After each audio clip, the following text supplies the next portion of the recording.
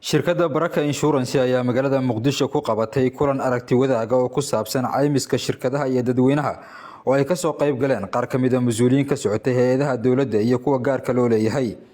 kulankan oo ujeedkiisu ahaa aragti wadaag ku saabsan hanaanka Soomaaliya looga hirgelin karo caymis ay ku biiri karaan shirkadaha iyo dadweynaha Soomaaliyeed iyo sida bulshada loo fahamsiin karo muhiimadda uu caymisku leeyahay ayaa lagu wadaagay fikrado kala duwan kuwaasi oo la dhaqan gelin doono kuwooda ugu muhiimsan.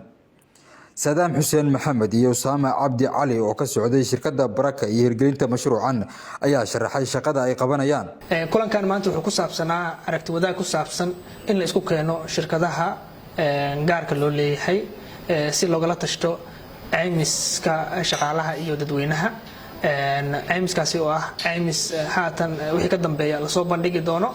sida ogtiin Soomaaliya waa wadanka kaliya aan lahayn caymis qaran, marka shirkadda Baraka ayaa isku xilqaantay inay suubiso caymis bulshada dhan ay awoodi karto ayna ka soo qayb gali karaan iyadoona qiimo macquul ah loo suubin doono. barnaamijkaasi haatan waa bilow hordhac iraade waxa jiri doono discussion badan ama aragti wadaag badan oo laga yeelan doono barnaamijkaasi.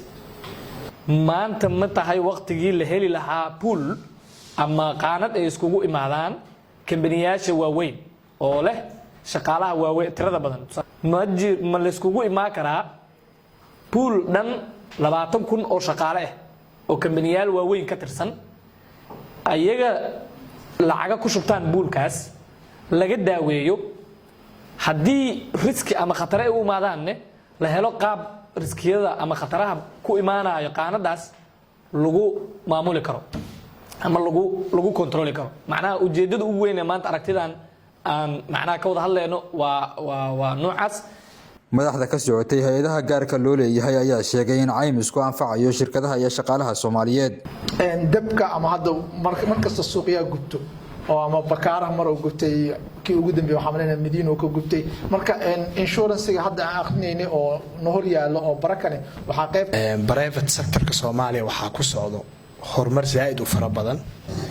horumarka ku socdo ka sokow lama qiyaasi karo sida koriimadu u socoto oo koriimo aad u waalana ku socoto 5 sano la soo dhaafay lamana cabiri karo heerkay dhan tahay riskiyadii in laga hortago la rabay disasteradina kulligood laga hortagin. agaasimaha shaqada iyo shaqaalaha wasaaradda caafimaadka Dr. Maxamed Xuseen Alasow ayaa ka hadlay muhiimadda uu caymisku leeyahay caafimaadka. dabcan insurance marka laga hadlayo in si bal marka loo fiirsho waa qaaraan aad hormarsatay oo meel aad dhigatay maalintii aad filin xanuun degdeg kugu soo boodo aad u diyaar garoobayso inaad maxal yiraahdaa aad iska bixiso. wuxuu noqon karaa mid bareefad qofku iska individual ah ama kambaniyada qofka shaqaalahooda inay ka bixiyaan ay ugu tala galaan standard ka dhigaan qof walba shaqaalaha kamid ah inuu heli karo adeeg caafimaad meel ku tiirsan yahay inuu heli karo. Cabdullaahi Axmed Qorane warbaahinta qaranka Muqdisho.